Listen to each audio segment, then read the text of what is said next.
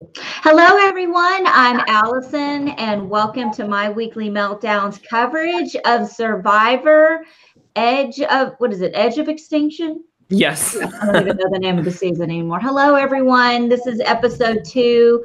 I've got Tyler and Deb, as always, in the chat. We've got everyone in there. Kyle, James, Thomas. I saw Bonita in there. This was a really good episode. It really, boy, War Dog really turned it around. Yeah, I really thought Kelley was going. Yeah, so without bearing the lead of what could possibly be coming to our show here, Word Dog reached out to us last week and said, "Hey, really like the show. I'd like to be on at some point, but he can't due to contractual reasons until the season's over."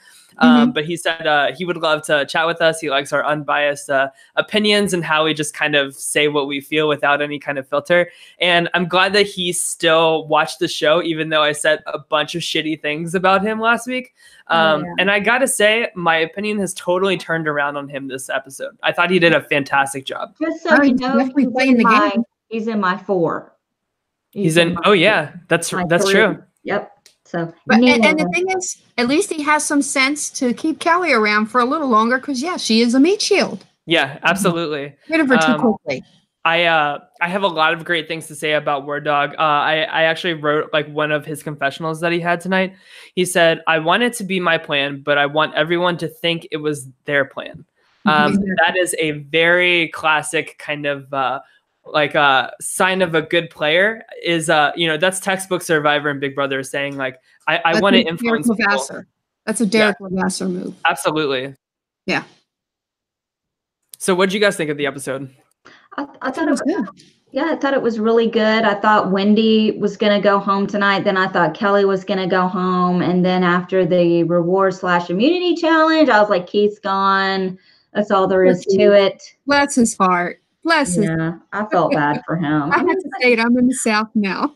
Yeah, I felt bad for him till he left, and he goes, "Oh, y'all think you're gonna win challenges now?" I know. When he said that, I was like, actually, yes, I do think that they are going to win challenges now. I think they're gonna. Yeah, no offense, Keith. You're sweet. You're learning how to swim. You're killing it. But yeah, I think they're gonna might start winning some challenges. Yeah, I really don't understand how you go on a show like this without knowing how to swim. And I also think that his age was showing here too. I mean, he's only 19 years old. I don't think that he is developed enough maturely, socially, to be able to handle this caliber of game, especially since we have some returning players too. Yeah. And speaking of not knowing how to do things, this whole premise of the show, this Edge of Extinction, where they're sending them to this island to survive. I think it's amazing, to send them out there with nothing because, half these people lie about all the survival skills that they have and you need to send their ass out there and make them survive. Yeah. Like old school, season 1 of Survivor, season 2, in the very beginning when they weren't even given, I don't even think they were given flint. No, they showed Reem at the very beginning. I actually wrote this down. She has flint and a machete. Okay. Yeah. Okay. There you go. Well, that's the bare minimum, and go survive. Figure it out. Yeah. So of course, the big kind of overarching theme of this episode was this kind of battle between Kelley, Wendy, and David jumps in there too. He wants to target Kelley. I really gotta say, guys, I think that editing wise, I think all 4 of our returnees are drawing dead at this point in terms of winner's equity here. I don't think that any of them really got necessarily a good look tonight.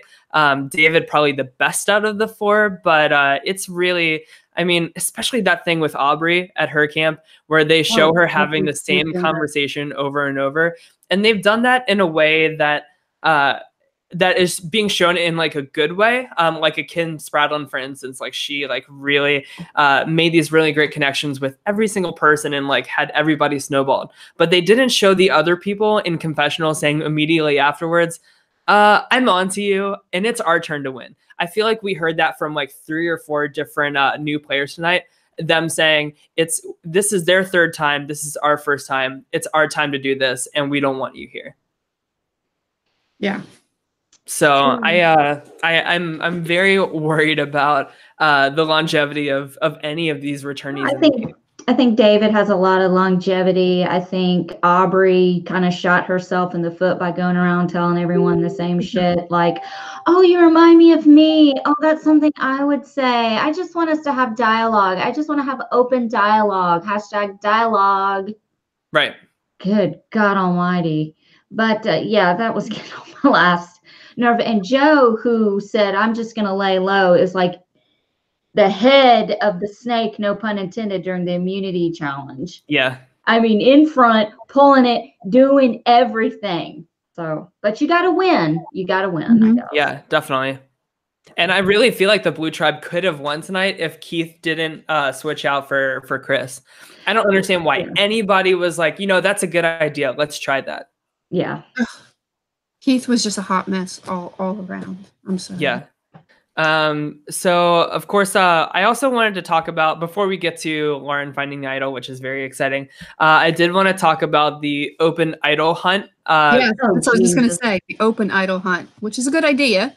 It is, but like, I really don't like that Kelley's trying to lead so much here. Yeah, that was a bunch of bullshit. I mean, no, I'm not going to go on an open hunt because one of the returnees, one of the epic returnees says, hey, let's go do this together. Hell no, I'm not doing. If I find it, I'm not telling you. Like Lauren, I'm going to bury that. Yeah, I mean, like she's having like such a in a cat box, like she did in the sand. And that's the thing. I do think it's a good idea that it was suggested, and it's a great idea. It's a great opportunity to wait. Am I frozen? Idol without people feeling suspicious that you're, looking for an idol, because everybody's looking for an idol. So it's a good time to go after the idol, but never say anything. If you're not frozen. Am I frozen? No. Why are you saying you're frozen? What's going on? Oh, I don't know. All right, I don't know. He thought he was frozen. He turned into Elsa or something. I don't know. Okay, yeah, maybe he was. I'm glad a woman found the idol. They're saying that in the chat. Yes, I totally agree. I was on board for that. Okay, I'm back. I didn't think you were. I don't know. Oh, okay. Well, anyway, so I missed what you guys were saying. We're talking about how the woman found the idol. Yes, I am very happy about that. And what I really liked about that is before that even happened, we get this great scene from Julie where she's saying, and she opens up like a broader conversation about like the gender dynamics that tend to happen on Survivor quite naturally. She says like, like the reason women like don't find these idols really that often is because we're all sitting here talking about it. It's true. While the guys are going and doing it. And that is so true. And I like that observation in Julie. And I like that it was a successful observation because immediately after that, Lauren found the idol. Right. And I wrote in my notes, I was like, please do not tell Kelley about this idol. Like whatever you do, don't. Like, I know that you guys are tight, but this is something you need to keep to yourself because Kelley is like an idol queen. Yeah. But I think that some women that are not playing hard don't feel threatened so much that they feel the need to go out there and idol search. They kind of are just complacent and sitting back and, keeping the fire going and, and whatever they're doing. They just feel, complacent doing that, and they don't feel the fire under their feet to go look for it. Yeah, absolutely. Which is a huge mistake because I feel like the moment you feel safe in Survivor is the moment you stop like thinking over like any scenario that could happen, and then you get blindsided right away. Right, because there will come a time that the fire is up under your feet. Yeah. I also saw in the chat somebody said, "Is it too early to call Julia Purple Julia?"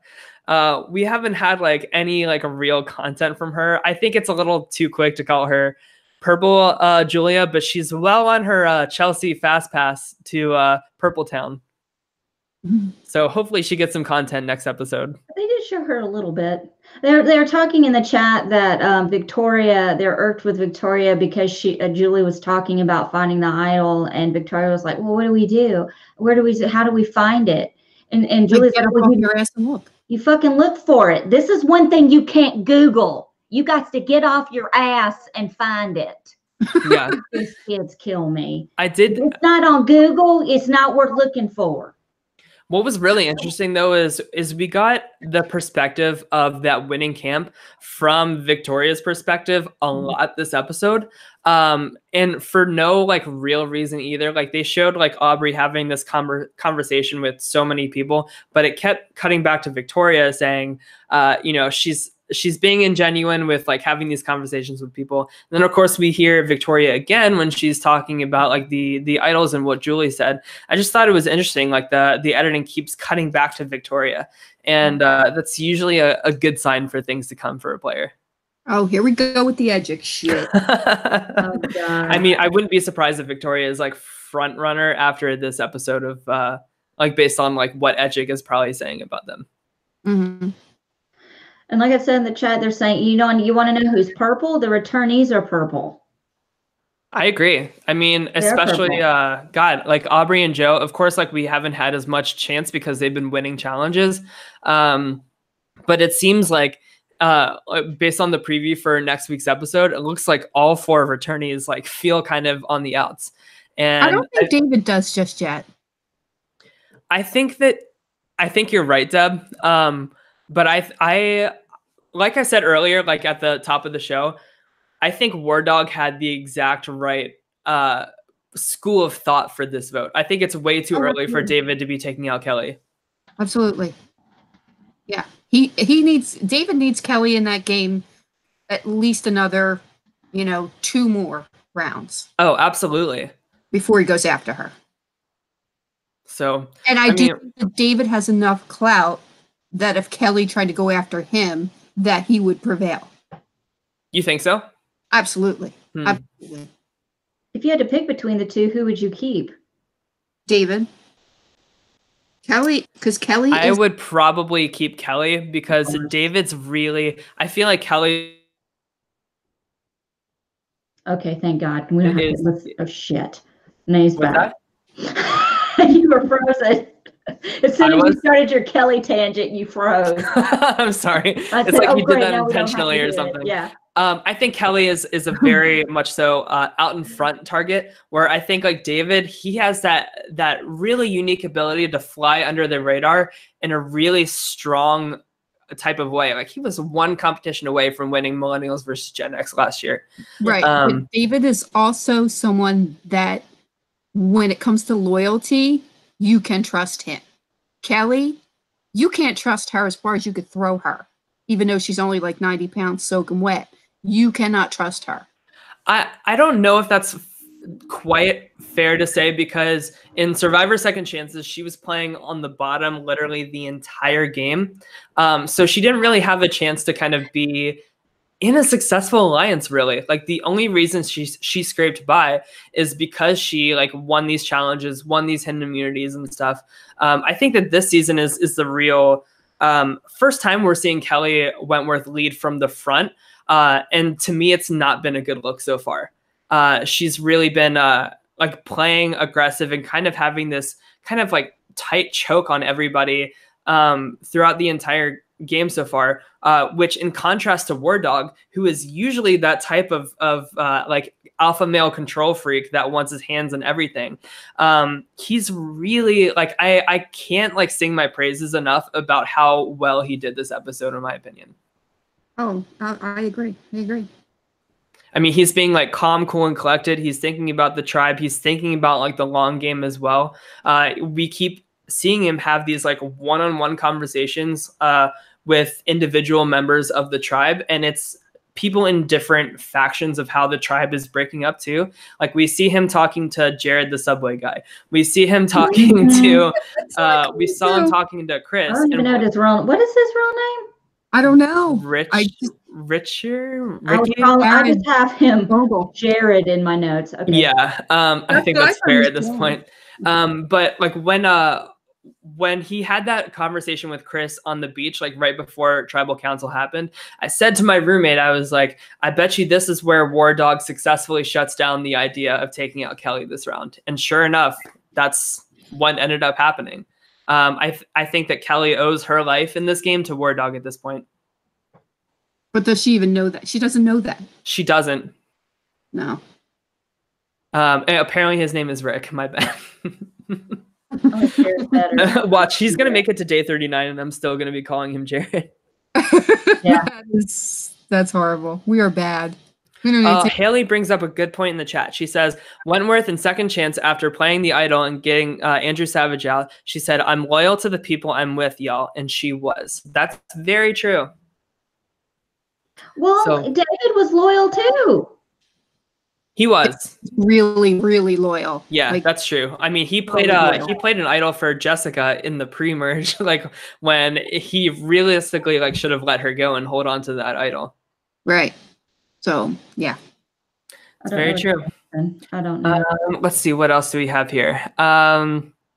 Again, super proud of Lauren for finding that idol, and I'm glad that I was worried that she was going to play it tonight. Honestly, that was Me too. Me too. that was definitely a scenario that could have happened because she keeps having all these confessionals about how much she loves Kelley Wentworth and how, like she said it tonight, she's like, Parvati and Kelley are my Survivor queens, which yes, true, but when that's the only content like the editors are showing of you, like that really makes you kind of look like the second fiddle to the star of the show, which is You're Kelley. just a fangirl. That's all. Right, exactly. She's the Survivor groupie at this point. But I was really worried here that she was going to play this idol right away. And what a crazy situation that would be if Kelley ended up getting the majority of the votes and then Lauren like uses her idol and somebody else goes out. Yeah. I hope they're not that stupid. I hope people Well, would have been really good that if they really wanted to make a move, who was it, Kelley that had the idol? They could have voted for like someone like War Dog and took him out. That's true. And I think my roommate actually brought that scenario up. But I don't think that War Dog is the right move to take out here. I mean, like, Keith was so bad. I was getting really angry, like, when all that other conversation about Kelley was happening, because I was like, this guy is, like, how do you swim that bad on Survivor and then survive 2 votes in a row? Like, if that happens, then this blue tribe deserves to lose, like, for the rest of the game. Well, they're really not going to win anything now that, Keith's gone. Yeah, that's true. Yeah. Can we talk about Keith for 1 second? Yes. Standing there at the very end trying to decide after he's been voted off what to do, either swipe right or swipe left and continue. And he's like, it's a sign from God. Jesus, God, God, Jesus, Jesus, God, over and over. I mean, Jesus, God, over and over again. Like, you freaking go left, dude. There's no, what are you hesitating There's for? no Yes, question. it's a sign from God. It's right there. It's got a flame coming out of it. It's a torch. I know. I mean, like, this is the kind of stuff we were saying preseason about him because he said he owes everything to the hashtag Lord. This is just like another example of that. Like how, and the worst part is like, you don't even know, the sign doesn't tell you like how bad Extinction Island is or anything. It basically just says you have another chance in this game if you go left. I mean, there is no argument to me. Like, there's no even kind of like fiddling back and forth. Like, I want this fucker to go home. Like, I really don't. Reem can sit on herself by the island for the next 3 days, and I would be so much happier to get another crying scene out of that than see Keith on my television. When you're walking down the path and you see that torch, it's like, what? Go home, and then what? Okay, let's go. Where am I going? Point the way. Is it this way? Okay, I'm going. You know what would be really good? Speaking of the edge of extinction. If each time somebody got voted off, they were put on a separate part of the island. Oof, that would be so tough. So they're not put together. They're put separately. And then eventually they can find each other if they look. But put them separate and really make them work it for themselves. Yeah. Survive. I think they're going to form another tribe. I think that all those people are going to come together. They're going to form a third tribe, and they're going to freaking haul them out during a challenge. And they're going to be like, the other two are going to be like, what's this shit? Why is this? What's going on over here, Jeff? Right. And all these people are going to come walking out, and it's going to be a band of misfits. They'll lose the challenge, and they'll start voting each other off. Let's kind of be real. They have teeth, especially if somene's got to swim. Right. If it's a swimming challenge, can we just go to tribal council now? And it seems like everybody in the chat is kind of on the same page with us in terms of how they feel about Keith. I saw a really great question in the chat by Haley Vic 17. What do you guys think about the Gavin and Eric combo? I feel like they keep showing strategic scenes from them. That shows me they are making it far. Don't really want that to happen. Women unite. That basically says all my thoughts about it. I mean, we saw like the Sausage Fest last year with Nick winning, and I really don't need a Nick 2.0. Again, I feel like Gavin is literally just Nick from last season. And Eric, you can just swap him out for any type of Andrew Savage type of character. Yeah. And plus, like, he literally had no idea what this show was, which if you saw my rant about that on the preseason analysis, fuck that dude. So I'm not here for that alliance. I hope the craziness between Julie and Victoria kind of prevail here, especially since they're so like women strong about finding idols. I'm always a fan of that. I mean, we had Angelina say that in like the first couple episodes last season, and it ended up paying off at the very end when she found that idol. Is Victoria all women power and all that? She did have a confessional about the like noticing that the guys were all looking for idols and stuff, and she was like, but I don't even know the first thing about finding an idol. And then it kind of shifted to Julie's perspective, where she's like rallying the women to go. The first thing to finding an idol is get the hell up off your ass and go look. Yeah. Yeah, but I mean, it's just kind of, it's funny to me, these women going, yeah, it's time for a woman to win, and we've got to do, you can't even think to go do something about it.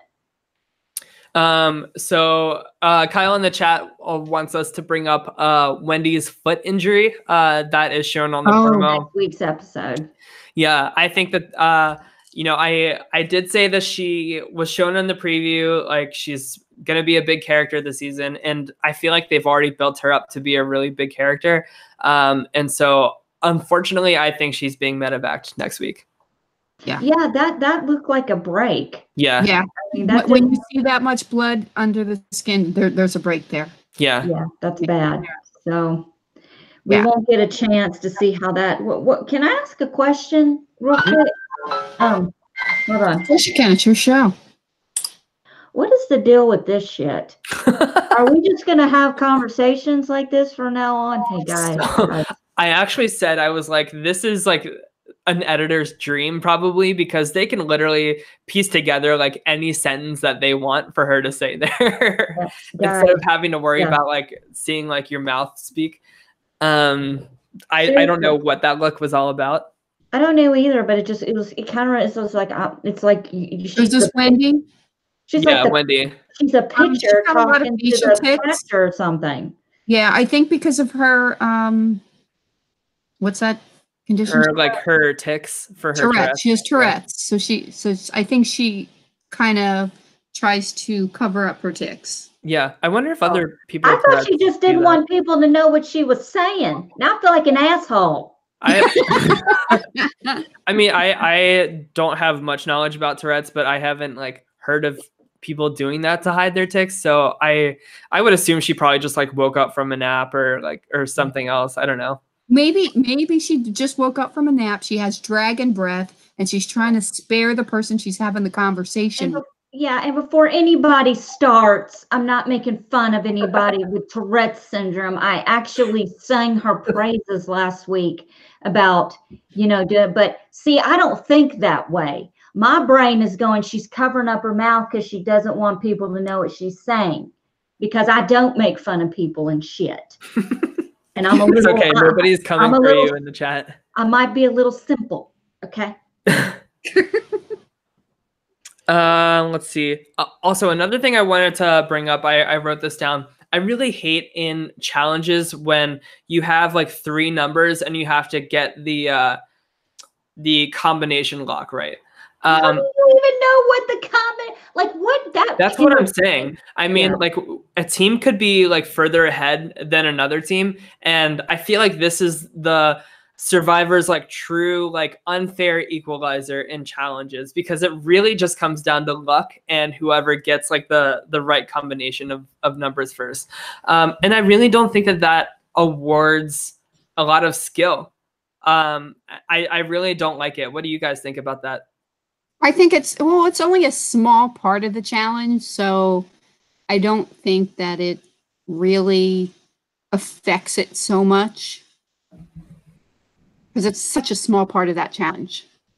It is, but like if it's a photo finish and say like the people get like that combination right on the first try, whereas like people could be on their like 4th or 5th try. I think there's probably like 6 total combinations that it could be. Right, but you have to remember what you did last time.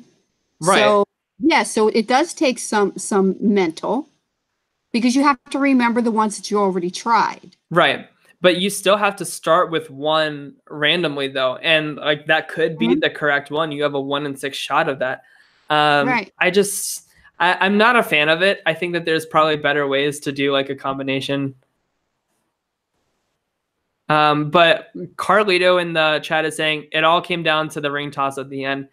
Totally agree. I think if Chris would have stayed up there, Daddy would have given Joe a run for his money. Also, oh my God, are you okay, Allison? But I'm lagging. I don't want to talk. I don't think you're lagging. They're telling me I feel bad. No, don't feel bad for telling me I'm lagging. I need to know. Are you lagging or are you slacking? Probably both. Probably. No. I also wanted to, speaking of Chris, I'm quickly getting on the Chris train with you, Allison, and with you, Deb. I wasn't on board at first. You can't come on. But when David was talking about blindsiding Kelley, they had this really large shot of Chris, if you know what I'm talking about, in his underwear. Talk about that? We can talk about it. We don't know about. This is what I have that down here. What'd you say? What? I didn't hear it. Yeah, we were crotch watching, and Chris appears to have an imaginary idol. It's not imaginary. It is there. You know, I'm gonna tell you. I was not crotch watching tonight. Although I was a little distracted by Joe's bulge, because his shorts are so weird in that area. I feel like you didn't even need to be crotch watching to see. Allison, I expect more from you. Yeah, true. Listen, my pen ran out of ink. I couldn't take my notes. My talk text made me sound like an ignorant redneck when I was Allison messaged me in the middle of the show and she was like, "Hey, my pen ran out of ink, PIN. Are you taking notes?" And I was like, "Yeah, I'm taking notes, but maybe you should use a pen instead of a pen. That probably won't run out of ink." I said, "I hate you." And I was too lazy to get off my ass to go look for another pen. So just call me Victoria. Haley is getting upset in the chat that we're talking about crotch watching instead of the game plan strategy. We have to bring it up. Who's getting upset about crotch watching? What? Hey, look, it's not everybody's thing. It's a very important part of Survivor, especially when Chris is involved. We don't have to talk too much more about it, but he is swinging, if you know what I'm saying. And his underwear is probably one of the best underwear choices we've ever seen on Survivor. I love the navy and white stripes. It's very nautical. Yeah, 2 thumbs up. I just think he's hot. I think he's the whole package. And anyway, yeah. But he's mine because I said it first. James Pratt says in the chat, if we're going there, I have a question. I asked my coworkers this question, but I need a professional answer. But he hasn't said what the question is yet. Oh God, I'm scared. We will answer any question that you. Well, if it's about male crotches, Tyler is a professional. I am. I could probably make like a top 10 list. I would have to think about it, but Chris is definitely, after tonight, he's definitely in there. Spencer Bledsoe. Oh, he's up there. Another one. He's got the number one slot. Yeah. Well, let's see if he puts the question there. But all in all, I think let's go back on track. Jesus, you know Wait, bad hold on. My friend Megan says in the chat, Chris's underwear matches Tyler's curtains. It's meant to be. Oh, Jesus. Don't fan it, Megan, please. He just made his head get bigger. No pun intended. Here's James's question. 39 days on an island, women and their time of the month. How do you guys have any insight on that and how it works?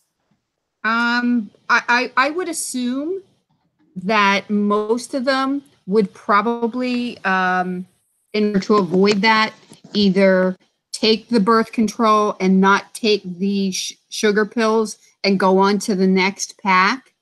That would be your best bet, because then that way you don't get a period. What are we talking about? I was in the chat and I just came out of it to sugar pills and periods. So 39 days on an island, women in their time of the month. How does that work on Survivor? That's what I'm saying. To just skip the sugar pills and go on to your next pack, and then that way you never get a period. That's the way it works.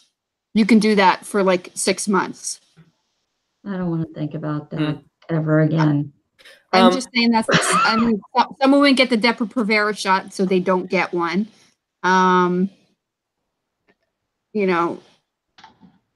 That's about it. I mean, unless wear tampons or whatever if you want to do that, but you got to swim all the time, and sometimes the only period story that I've heard on Survivor is Kelley Wentworth did an interview with Rob after Second Chances, and for the first immunity challenge where the idol was hidden in the challenge, she wore like shorts instead of her bikini bottom that day. But people were asking, like, they were getting suspicious, like, why she was doing that. So she just told them, like, she's having lady problems, and the guys like didn't ask any more questions. So maybe if one of you guys is on Survivor someday, you can just say, so people don't suspect you to have idols, you can just say lady problems, and then the guys will be like, you know what? That's it. I don't need to ask anymore. I'm okay. I'm good. Exactly. Just gremlin problems, and they won't even worry about what's going on in your pants. Yeah. I hate talking about periods. I mean, y'all finally found something that I don't like talking about. That surprises me. Wait a second. Tyler is actually talking about women's periods, and that is shocking. I'm just answering our fans' questions. I don't have any interest in periods. It's a great episode. It was basic. I thought to myself at one point, is this going to be a bunch of people digging around like cats in a cat box trying to find damn idols? Is that the whole damn episode? Yeah. And they, okay. I'm having a brain fart. Didn't they used to have separate immunity challenges, separate from reward challenges? Yeah. Are we combining them now? Oh, I think that the reason they're doing that is because they're taking a little bit of time out of the show to show these Edge of Extinction segments. Yeah, that's true. They're taking time out. They spent less than 3 minutes at the beginning with Reem, and then we got her in the credits. Yeah, but then we also got like Keith like asking God for guidance for literally like 10 minutes. 45 seconds of him, God, Jesus, God, Jesus, God. It sounds like me when Did Jesus answer? Do what? Did Jesus answer yet? We're left on a cliffhanger. Yeah. We have no idea. He has a torch. Oh, he did? That's the sign. Jesus said, son, take the fucking torch. Okay? I've had enough. You can't swim. You're useless. You're embarrassing me by saying hashtag my name. Get the fuck over there. Because I need to see some Keith and Reem together, okay? I need that in my life. Yeah, we have a lot of people in the chat worrying about this being like a male-dominated season. I really hope that that's not the case. I think that the women this season are actually very, very strong and capable of pulling out a win, especially Lauren, who I just want to pat on the back and say she's one of my winner picks. Just saying. She had a very good episode tonight, and she's set up very, very well here. So hopefully we have a female winner. Which one? Lauren, the one who found the idol. I didn't hear the name, sorry. Yeah, she's really, really great. I want to do like a new thing where we crown like a player of the week. So do you guys have any thoughts on who, if you had to say was like the player of the week, who do you think? War Dog? Yeah. Absolutely. He flipped that jury around because I really think they were leaning more towards Kelley. Yeah, I totally agree. So War Dog gets the My Weekly Meltdown stamp of approval for player of the week. Hopefully he's watching and will approve of this, but I would have given it to him anyway, even if he wasn't watching. Oh, you ass kisser. I'm not ass kissing because like you guys have seen me on this show so many times, like really dogging on like the alpha male control freak stereotype. Like I hate it so much. But he is really proving to be a really great player. I'm going to mute her. No. Okay, she's muted. It's just me and you, Deb. I was actually saying, yes, Tyler, you are being serious. I know you are. Oh, well, thank you. Kyle's saying Tyler trying to make up for all the shit talking he did last week. No. I mean, War Dog said he still liked our show even after all the shit talking that I did on him. So, that is somebody who can take criticism, unlike certain people from Big Brother 20. That's all. Sure. Oh, no shiz. For real. People are saying nice things about me in the chat. Thank you. They're saying, I think Allison's Zingbot interaction would be priceless. How is that a nice thing? Zingbot would probably make me cry. I don't know what would happen with that. They would mention the Waffle House somehow. Somebody asked in the chat, who do we like more, Lauren this season or Lauren Rimmer from Heroes, Healers, Hustlers? Too early to tell, but that is some stiff competition. I probably say Lauren from this season, but we'll see how it pans out.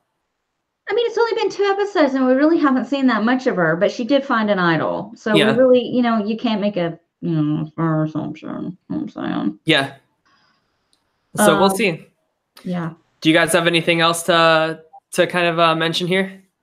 I really think it's silly. It's a bunch of silliness that they're going to make us wait until next week to see Keith make the choice to go to the island. I mean, come on. You think he's really not going to go? I don't know. Y'all think he's really not going to go? If he doesn't, he needs to go to the light and see Jesus. I hope that he doesn't go. I'm over this guy already. And plus, then we get 3 more days of Reem crying on the beach. Like, that is the content I'm here for. I am living for Kelley to go on the island with Reem. I love it, the idea. I'm living for the idea, Reem and Keith together. Her going, you don't know how to. I thought the only thing you didn't know how to do was swim. Oh, God. I got to do everything. It's like I'm by my damn self. Why didn't you go right? If I were you, and if you could do it all over again, I wouldn't have come here. Yeah. Well, they can raise up the flag and quit anytime. So. If I saw him coming, I would raise the flag. No offense. Bless his little heart. It's like I'm going to starve another 3 days because this son of a bitch ain't helping me. I need Jesus. I think that's about it. Yeah. Of course, the Big Brother Canada 7 cast was announced today. 7 out of the 14 house guests are a minority in some way or fashion. So Big Brother US needs to take note on some diversity. They have their first non-binary gender house guests.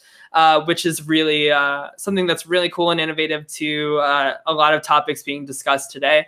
So I'm excited for that to be covered for the first time on Big Brother as well. People in the chat are asking about a cast analysis. We haven't talked about this yet, but does Monday work for you guys? We'll talk. We'll announce it. We'll figure it out, I guess. But we definitely want to do one, and we're definitely covering Big Brother Canada. Very excited for that season to start. There's only 14 new house guests, so there's some rumors about maybe being 2 more. I could see it going either way because Big Brother Canada is a shorter season, and maybe they just do 14 without like the stupid triple eviction. 14 is like the classic Big Brother number to start with before like these newer seasons happen. So it could be 14. Wouldn't be surprised if it's 16 with 2 returnees, but people are talking about Erica Hill being one of the returnees a lot. I love Erica Hill. They're saying Erica Hill. I've seen Kyle showed me Mitch is being thrown around and talked about potentially as well. I would love that. So I guess we'll see what happens, but the cast looks really great and I'm very excited. Yeah, I am too. I got to sit down and actually watch these things and see who these people are, because I didn't have time to look at it today, but I want to see it. Yeah. What's going on in the chat? Okay. Well, that's about it. Anything else? Do you have any notes about your casting experience, Allison? I cannot talk about that at this time. Okay. I do have something. I have until March 25th to raise my money for reality. So if y'all can go to realityrally.com and click on my name and donate in my name, every $10 you donate, you'll be entered into a raffle to win a free week condo rental in Puerto Rico. And if you donate $100 and live in the New York area, you will get a free lifestyles photo shoot by none other than the wonderful and talented Tyler Scratch Studios. Go to scratchstudios.co so you can see his fabulous work. Wow, what a lovely advertisement, Deb.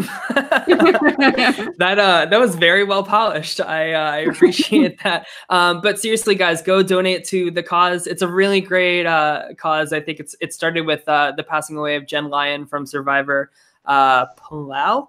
And it's just a really great organization that brings a lot of reality TV contestants together. Yes. So donate to Deb. And donate to me. Yes. Everything goes to Michelle's place, and it's a wonderful cause. Yeah. Awesome. Yeah, check that out. I guess I can talk a little bit about the casting. Okay, I'm going to say something about it. This is what I'm going to say. You guys, when they give you instructions, you need to follow them. That's all I'm going to say. That is my life advice to you. When they come out and tell you when you're standing in line to audition, don't give out personal information. Don't exchange phone numbers. All this stuff. Don't do it. Just don't. You're being watched. Yeah, you're being watched. Big Brother is always watching. They're always watching. The game starts when you start auditioning. So that's the only thing I'm going to say. Actually, the game starts when you get in line. Yeah, when you get in line, that's something I can talk about. But other than that, I can't, we really can't say anything else. One more programming note. We have a special guest next week, my friend Megan. She's equally as inappropriate as the both of you are. So between the 3 of you guys, I'm sure we'll be talking about poop and vomit for 30 minutes before we get into any Survivor discussion. But I'm very excited to have her and Tommy, my other friend, watch this show every week. So I am super excited for them to be on and get to talk Survivor with us. Oh, cool. I totally forgot about that. I mentioned it. I'm a space cadet. I know you said something the other day. Anyway, okay. Well, I guess that's about it. We can't wait to talk about IBS with y'all. Oh, yes.